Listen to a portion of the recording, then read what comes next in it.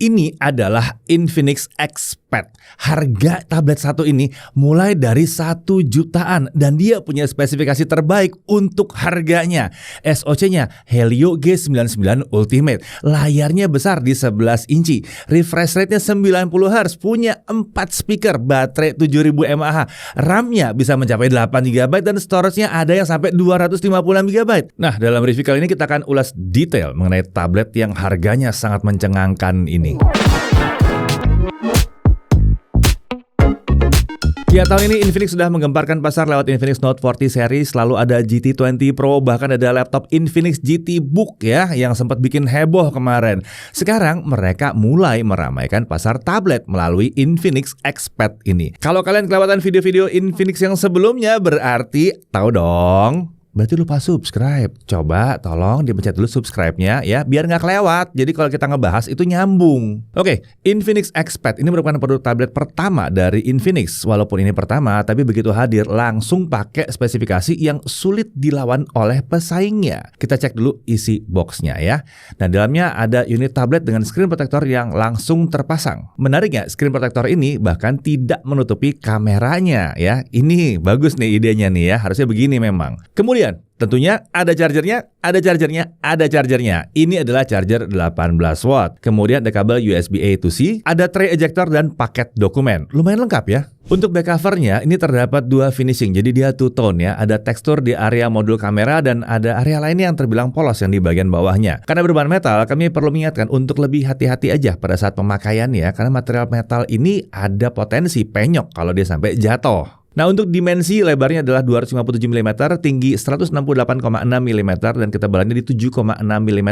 Bobotnya ada di kisaran 496 gram. Jadi termasuk tablet yang cukup tipis dan tidak terlalu berat. Biasanya tablet ukuran ini bobotnya bisa di atas 500 gram. Nah, untuk warna, unit yang kami uji ini namanya adalah Titan Gold. Ada juga warna lain ya, ada Stellar Grey dan ada Frost Blue. Nah, untuk warna bezelnya akan ada bezel yang warnanya putih dan ada yang hitam. Tinggal sesuaikan aja dengan preferensi kalian masing-masing. Kalau kami sih sebenarnya nggak ada masalah ya dengan warna bezel ini. Tapi kami paham bahwa kalian mungkin ada yang punya preferensi berbeda. Nah, untuk orientasi tabletnya, kalau dilihat dari posisi kamera depannya ya, kalau tablet ini ditujukan untuk orientasi yang horizontal ya. Nah, mari kita lihat ada apa di sekeliling bodinya. Di atas itu ada slot tray micro SD untuk unit yang kami uji ini. Karena ini yang Wi-Fi only, jadi nggak ada slot SIM-nya. Tapi kabarnya nantinya bakal ada juga Xpad yang pakai 4G. Tapi kita tunggu aja nanti kapan hadirnya ya. Nah, lanjut. Di sebelah slot micro SD ada 2 buah lubang mikrofon. Lalu ada tombol volume up and down dan ada tombol power. Di sisi kiri terdapat 2 buah grill speaker. Di bawah ini kosong, bersih. Lalu di sisi kanan ada port USB-C, headphone jack, dan ada 2 buah grill speaker lagi. Jadi total speakernya ada 4. Dan kualitas suaranya ya oke lah di sini. Saat kita muter musik atau film, suaranya terdengar lantang dan cukup menggelegar di sini. Untuk bass bukan yang terasa bulat-bulat banget di sini. Beberapa instrumen musik juga terdengar agak kurang naik gitu suaranya ya. Tapi ya untuk kelas harganya dan kelantangannya udah oke lah. Beralih ke depan, ini adalah layar 11 inci IPS dengan resolusi 1920x1200 pixel, refresh rate-nya up to 90 Hz dan ini adaptif ya, 60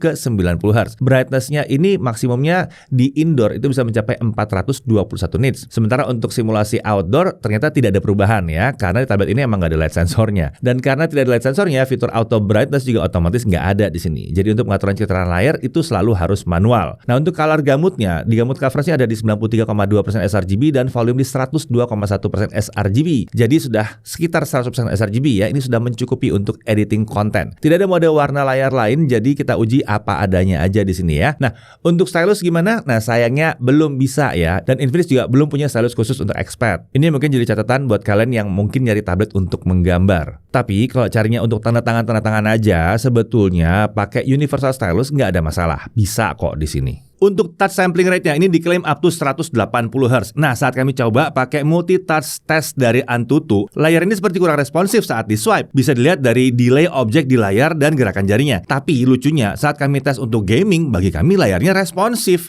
Delaynya juga belum bikin sampai gamenya nggak nyaman dimainkan. Masih oke-oke aja di sini. Oh ya, untuk layar sentuhnya ini udah support 10 jari ya. Jadi buat kalian yang suka protes, ya cuma bisa support 5 jari. Nah, yang ini nih dikasih sama Infinix nih, support 10 jari di Xpad ini.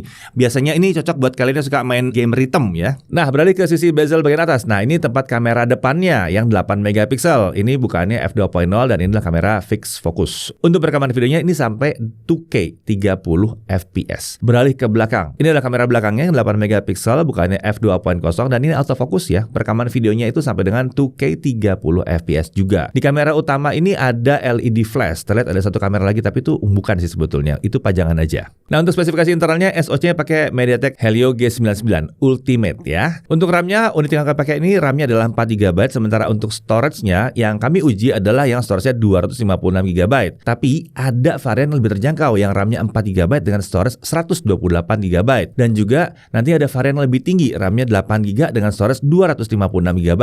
Dan tentunya masih ada dukungan untuk penggunaan micro SD di tablet ini ya. Jadi kalau rasanya butuh tempat lagi untuk simpan file multimedia kayak foto, video, dan lain-lain, itu bisa ya pakai micro SD kalau rasanya storage internalnya kurang. Nah, untuk storage internalnya, kalau kita lihat dari berbagai sumber ya, itu banyak yang bilang bahwa storage yang dipakai adalah eMMC. Padahal spesifikasi SoC-nya itu sepertinya kita tidak melihat ada dukungan untuk eMMC. Kita lihatnya cuma buat UFS. Jadi biar nggak penasaran, kita uji aja storage-nya ya. Kita pakai aplikasi testing CPDT ya. Kecepatan storage yang didapat adalah kecepatan tulisnya itu ada di 409 MB per second dan bacanya ada di 340-an MB per second. Nah, kalau kita lihat di aplikasi test storage di Antutu, random read-nya bisa nyampe 209 MB per second dan random write-nya bisa mencapai 182 MB per second. Sebetulnya angka ini lebih mirip dengan UFS yang dipakai di G99 yang lain ya. Nah, kalau kita nguji device lain yang pakai storage eMMC, kecepatan itu ternyata jauh banget di bawah yang satu ini. Jadi sebetulnya ya, terlepas dari dia mau pakai eMMC atau UFS, mana yang benar, kami nggak terlalu peduli. Kenapa? Karena kecepatannya udah terlalu mirip atau bahkan sudah sama lah dengan UFS. Dan dalam kenyataan kesehariannya, make ini install ya rasanya seperti pakai UFS aja.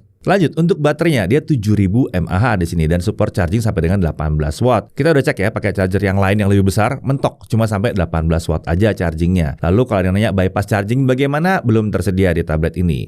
Nah, kemudian untuk sensor-sensor ada macam-macam nih, tinggal dibaca aja di sini. Sayangnya memang gyronya itu belum hardware, ini masih soft gyro aja. Kemudian light sensor juga belum ada dan proximity sensor juga nggak ada, tapi wajar. Kan ini tablet bukan dipakai buat nelpon ditempel ke telinga ya. Lanjut, untuk konektivitas, unit yang kita pakai ini adalah Wi-Fi only. Untuk Wi-Fi-nya dia udah Wi-Fi 5, Bluetooth-nya juga versi 5. Dan untuk Bluetooth dia udah support kodek SBC, AAC, LDAC, dan LHDC. Untuk port USB-C-nya ini 2.0 ya, dengan dukungan untuk USB OTG. Jangan protes kenapa 2.0, harganya segini ya, jangan protes. Setidaknya kalau kita tes ya, pakai USB hub, ya ini udah bisa untuk baca storage eksternal seperti flash disk atau SSD bahkan. Dan karena bisa pakai USB hub, kita juga mau colok mouse eksternal juga bisa, nggak ada masalah. Atau mau pakai mouse wireless, bisa juga, kan ada Bluetooth-nya. Nah, kalau ditanya display out dari USB Type-C, ya ini belum bisa, masih wajar banget. Tapi kalau kalian emang butuh banget untuk presentasi pakai tablet ini ya, mau pakai monitor eksternal atau mau pakai proyektor gitu ya dan butuh kabel di situ, ada solusinya.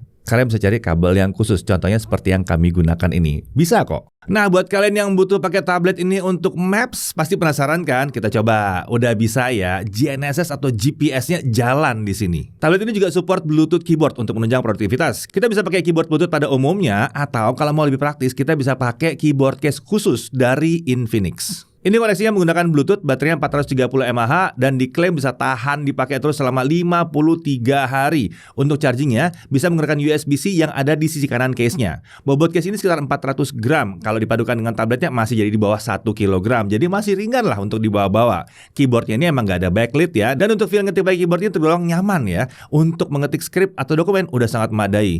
Keyboard ini jual terpisah. Untuk harganya masih tergolong standar ya untuk sebuah keyboard Bluetooth yang dipakai untuk tablet. Untuk keamanan biometrik seperti fingerprint scanner dan face unlock belum ada di sini. Untuk membuka lock screen hanya bisa pakai standar Android aja seperti pattern dan pin. Untuk OS dia pakai Android Vanilla dengan basis Android 14. Vanilla maksudnya bersih sekali. Nah, bagi kami ini keputusan yang sangat bagus dari Infinix. Ini menggunakan Android yang polos seperti ini lumayan membantu untuk RAM yang 4 GB ya. Jadi beban OS-nya nggak terlalu besar. Bahkan storage-nya pun nggak kemakan banyak. Bisa dilihat ya, pada saat sistem pertama kali dinyalakan hanya kepake 14 GB aja. aja. Biasanya kan bisa sampai 20-an giga tuh kepakainya. OS ini juga sangat bersih sampai iklan nggak ada, bloatware juga hampir nggak ada di sini. Tapi di lain sisi, fiturnya juga minim di sini.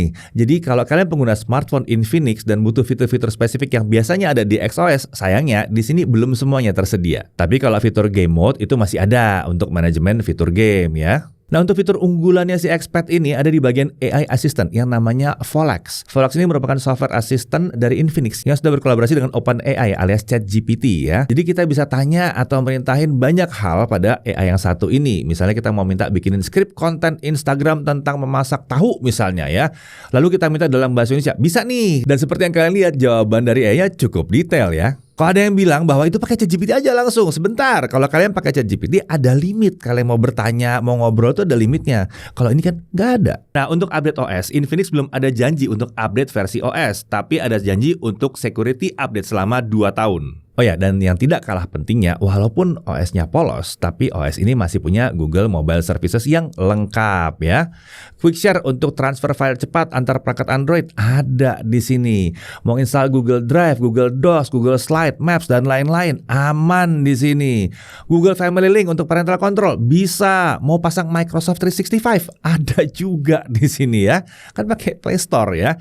Lalu game-game yang tersedia di Play Store dan butuh GMS pastinya bisa jalan semua. Iya, penting banget ya, sebuah tablet Android bisa GMS yang normal supaya produktivitas dan entertainment kita lancar. Kita lanjut ke benchmark. Dengan AnTuTu 10 kita dapatkan bahwa skornya ada di 423 ribuan. Tapi skornya nggak bisa dibandingkan dengan AnTuTu 10 normal karena unit kami ini RAM-nya 4 GB. Dan AnTuTu mengharuskan kita pakai 3D Bench yang light ya. Nah, lanjut untuk Geekbench 6 single core di 736, multicore di 1967. GFX Bench 1080p T-Rex off-screen 67 FPS. Terima screenshot Extreme Unlimited OpenGL ES 3.1, graphics score di 2667. Untuk Trademark Wildlife Stress Test, best score di 1359 dengan lowest score di 1348. Jadi stability-nya ada di 99,2%. Untuk CPU throttling test, dia bisa dapat 80%. Jadi stable aja di sini. Oke, kita langsung masuk ke gaming ya. Subway Surfer. Nah, saat masuk ke game yang satu ini, entah kenapa refresh rate-nya akan otomatis turun ke 60 Hz. Jadi FPS-nya juga terkunci di 60 FPS ya. Ini mungkin masalah kerja sama aja sih sebetulnya. Harusnya sih kuat-kuat aja ngejalanin game ini lebih dari 60 FPS. Lanjut, Real Racing 3. Nah, kalau di sini malah bisa jalan 90 FPS lancar di sini. Game ini juga nggak ada settingan grafis dan frame rate-nya ya. Jadi FPS-nya langsung ngikut refresh rate layarnya aja. Lanjut, Mobile Legends. Settingan terbuka, grafisnya sampai ultra dan frame rate-nya bisa sampai super, artinya 90 FPS. Ini kita nggak pakai trik appeal segala macam ya, nggak pakai ya. Saat dimainkan frame rate-nya itu ada fluktuasi di kisaran 70 sampai 90 FPS tergantung situasinya. Biasanya kalau lagi rame banget bisa turun ke 70 FPS, tapi kalau overall terhitung lancar sih di sini dan kami tidak pernah merasakan ada lag yang mengganggu selama kita bermain. Kemudian kita masuk ke Free Fire. Karena Infinix ada kolaborasi khusus dengan Free Fire, jadi langsung kita cobain aja. By default settingannya udah rata kanan mentok, nggak perlu diutak-atik lagi di sini.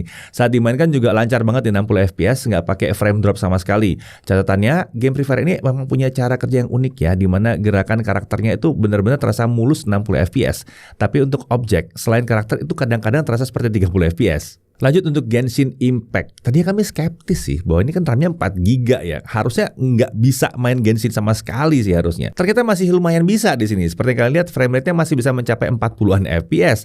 Tapi memang kami belum bisa bilang bahwa ini nyaman dimainkan. Karena saat dimainkan kadang-kadang ada terasa lag di sana sini. Dipakai battle lag-nya malah lebih terasa lagi nih di sini ya. RAM 4 GB-nya memang terasa udah mepet sih untuk main game sekelas Genshin Impact. Nah, kalau kalian mau cari yang harusnya bisa menjalankan game ini dengan lebih lancar, ya harusnya tunggu yang varian RAM-nya 8 GB. Harusnya sih performanya lebih baik. Sayangnya saat pengujian ini belum ada varian yang 8 GB-nya. Nah, balik lagi untuk suhu, setelah setengah jam dimainkan, sisi layar terpanas hanya di kisaran 38 derajat Celcius dan untuk sisi back cover terpanas di kisaran 44 derajat Celcius. Titik terpanas ada di sisi tengah atas, jadi nggak gangguin tangan saat kita lagi menggenggam tabletnya ya. Overall untuk gaming ringan, RAM 4 GB ini masih mencukupi, tapi kalau gamenya yang kita memainkan itu game berat ya, kami menyarankan untuk ambil yang RAM-nya 8 GB. Oke, kita lanjut ke pengujian kamera, tapi seperti biasa bareng sama Chris ya. Oke, ini adalah contoh video dari kamera depannya Infinix Xpad. Ini saya rekam dengan kondisi lighting yang ideal ya teman-teman. Ada dua lampu studio menghadap ke saya seperti ini untuk menggambarkan kalau kondisi yang cahaya yang bagus tuh hasil videonya seperti apa. Kalau menurut saya sih hasil videonya ini kamera depannya luar biasa loh. Untuk kelas harga 1 jutaan saya nggak nyangka hasil kamera depannya seperti ini. Detailnya tinggi dan warna skin tone-nya juga saya suka. Ini di atas ekspektasi saya sih untuk sebuah tablet di harga 1 jutaan. Soalnya penting banget ya punya kamera depan yang bagus di sebuah tablet, karena kamera di tablet ini biasanya akan sering kita pakai kamera depannya untuk kebutuhan video call atau untuk presentasi. Tapi buat kalian yang penasaran kamera utamanya seperti apa, ini saya coba sekilas aja ya. Ini adalah contoh video dari kamera utamanya Infinix X-Pad, saya rekam di resolusi 2K 30 fps. Gimana hasilnya teman-teman? Nah, kita balik lagi ke kamera depannya. Ini kan contoh video dengan lighting yang ideal ya teman-teman. Tapi kan nggak semua dari kalian punya lampu studio seperti ini kan. Nah, ini saya coba matiin lampunya dulu untuk menggambarkan kondisi yang lebih umum. Nah, ini adalah contoh video kamera depannya kalau lampu studionya saya matikan. Hasilnya seperti ini. Ini kan lebih menggambarkan untuk kalian karena ini pakai lampu di atas doang nih. Nggak pakai lampu sorot studio ke wajah saya. Lampu belakang juga saya matiin. Nah, yang mau saya cek di sini adalah detailnya masih oke atau enggak. Kalau saya lihat sih detailnya masih bagus, cuman memang agak noisy sedikit, tapi ini wajar banget. Dan yang mau saya cek berikutnya adalah soal frame rate-nya. Apakah videonya patah-patah saat lagi kondisi pencahayaan seperti ini? Karena untuk beberapa tablet terjangkau, wajar kalau masih ada frame drop-nya ya. Cuma di Infinix X-Pad ini, saya ngeliat nih videonya masih tetap mulus ya, masih berjalan di 30 fps normal. Luar biasa. Kemudian soal suara yang kalian dengar dari tadi itu adalah suara langsung dari mikrofon tabletnya ya. Saya nggak pakai mikrofon eksternal di sini. Jadi dia ada 2 mikrofon di sisi atasnya ini. Untuk kebutuhan video call, untuk telepon dia akan pakai mikrofon yang ini. Nah, kalau menurut teman-teman gimana kualitas suaranya? Kalau menurut saya pribadi sih, ini mikrofonnya udah bagus banget untuk tablet kelas harganya. Ini suara saya jelas, dan juga input levelnya juga udah pas menurut saya. Nggak terlalu kecil, nggak terlalu besar. Intinya untuk kebutuhan merekam video, untuk video call, ini udah bagus banget mikrofonnya. Ya, bagus lah ya kalau misalnya Infinix memperhatikan kualitas mikrofon untuk tablet 1 jutanya ini. Biasanya kan kalau di smartphone mereka yang kelas harga terjangkau seperti ini, ada aja yang saya protes soal mikrofon. Cuman tumben di sini saya nggak protes soal mikrofonnya. Nah, berikutnya yang saya mau cek adalah kemampuan video call-nya menggunakan aplikasi Google Meet dan juga Zoom. Biasanya banyak pertanyaan dari kalian, apakah bisa gonta-ganti background atau enggak? Nah, ini saya cobain dulu di Google Meet. Ini ternyata berjalan dengan normal ya. Kita bisa gonta-ganti background, pakai yang blur bisa, pakai yang gambar macam-macam juga bisa, pilihannya ada banyak, atau pakai gambar sendiri juga bisa. Jadi aman ya untuk Google Meet. Paling sedikit masalah yang saya temukan di Google Meet adalah ketika kita pakai gambar yang macam-macam seperti ini yang di luar blur. Saya ngerasa tuh videonya jadi patah-patah seperti ini. Sepertinya ini memang masih ada bug sedikit yang semoga bisa diperbaiki segera oleh Infinix. Nah, berikutnya saya juga coba di aplikasi Zoom, dan sayangnya kalau di Zoom ini belum bisa gonta-ganti background ya. Opsi untuk ganti background-nya nggak ada di sini. Biasanya kan kalau kita pencet menu yang ini tuh ada opsinya untuk ganti background. Sayangnya di sini belum ada. Oke, sekian aja pengujian kameranya Infinix X-Pad. Kalau dari saya sih kesimpulannya good job untuk Infinix. Kameranya ini termasuk di atas ekspektasi saya untuk tablet kelas 1 jutaan. Mantap. Oke, kita lanjut lagi ke pengujian baterainya. Untuk pemutaran YouTube secara offline ya, video playback secara offline 1080p, dia bisa dapat 21 jam 13 menit. Hasil yang udah lumayan oke sih ini ya, 21 jam 13 menit. Ingat, layarnya 11 inci. Lalu untuk YouTube streaming 1080p non HDR selama setengah jam, baterai turun 4%. Mainan TikTok selama setengah jam, baterai turun 4% juga. Sementara itu untuk Genshin Impact selama setengah jam, baterai turun sekitar 9% saja. Overall kemampuan baterainya udah cukup bagus ya, mengingat kapasitas baterainya itu bukan yang besar-besar banget. Ini kan 7000 mAh dan layarnya juga besar nih di 11 inci. Sekarang mari kita lihat chargingnya. Dari 0 sampai 50% membutuhkan waktu 1 jam 2 menit. Sementara untuk dari 0 sampai penuh butuh waktu 2 jam 43 menit. Ini tergolong agak lama ya untuk baterai 7000 mAh. Sedikit berharap dia paling nggak ya 2 jam lah ya. Jadi mirip-mirip seperti laptop. Kita lanjut lagi. Untuk Netflix tentunya ini sudah wideband L1. Jadi bisa nonton di Full HD meskipun tanpa dukungan HDR. Wajar lah untuk kelas harganya. Untuk YouTube playbacknya bisa nyampe 1440p 60 fps dengan lancar. Tapi HDR emang belum tersedia. Kita masuk ke harga dan info penjualan. Di tanggal 27 Agustus 2024, Infinix akan mulai menjual 2 varian RAM dan storage. Ada yang 4128 yang SRP-nya ada di 1.899.000 dan pada saat flash sale dia akan menjadi 1.799.000. Varian ini hanya tersedia secara eksklusif untuk penjualan secara online ya. Kemudian ada varian yang kita pakai untuk pengujian kali ini yang 4256 ya. SRP-nya ada di 2.099.000. Selama flash sale dia akan turun ke 1.999.000 dan ini eksklusif hanya di Shopee. Sebagai catatan, nantinya akan ada X-Pad dengan varian RAM 8GB dengan storage 256GB yang akan dijual secara offline. Oke, kita masuk ke hal yang perlu diperhatikan. Yang pertama, perhatikan detail info penjualannya ya, karena beda RAM dan storage itu akan dijual di tempat yang berbeda. Kemudian, di sini tidak ada sistem auto brightness ya. Lalu ini OS-nya bersih nih, tapi satu sisi mungkin ada yang merasa bahwa ini jadinya minim fitur. Lalu untuk gyro di sini masih software base dan charging ini juga cenderung agak lama ya. Dan sayangnya fitur keamanan seperti fingerprint dan face unlock belum tersedia di sini. Kemudian untuk varian yang kami uji, ini RAM-nya hanya 4 GB ya. Untuk dari harganya sih kita nggak protes, tapi memang kalau kalian cari buat gaming, yang 8 GB akan lebih menarik. Tapi kalau kalian berencana untuk hemat dengan beli yang 4 GB, pastikan aja kalian paham ya bahwa kemampuan gaming dan multitaskingnya akan beda ya. Cuma ya untuk 4 GB 128 harga segini sih udah murah banget. Apalagi yang 4256. Dari sisi kelebihannya, performa tablet di kelas 1 jutaan yang paling kenceng saat ini, ya kan? G99 di 1,8 juta startnya. Luar biasa bukan? Ya jelas, buat yang protes soal G99 kalian keterlaluan. Di kelas harga segini, mana G99-nya? Nggak ada, dapatnya yang lebih lambat dari G99. Lalu opsi storage-nya, pilihannya adalah untuk sekarang paling nggak 128 dan 256. Jadi antara besar dan besar banget untuk kelas harganya. Bahkan kalau masih kurang, masih ada dukungan slot micro SD. Lalu layarnya, ini layar besar di 11 inci untuk kelas harganya itu mantep banget ya. Kualitas panelnya juga udah lumayan oke dan refresh rate-nya bisa capai 90 Hz ya. Lalu speaker, udah kuat speaker. Ini lantang speakernya.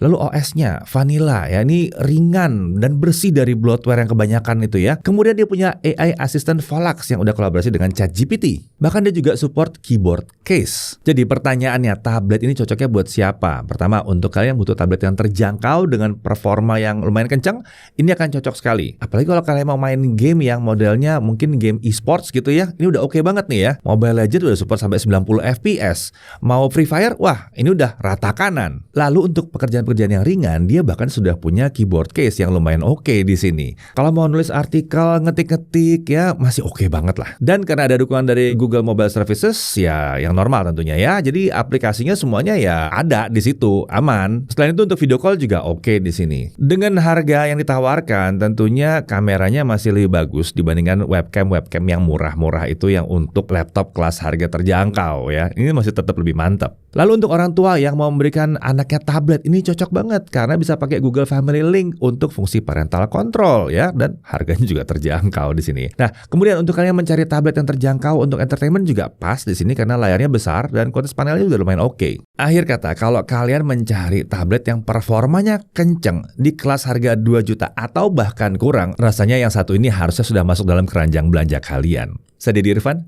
Jakarta TV.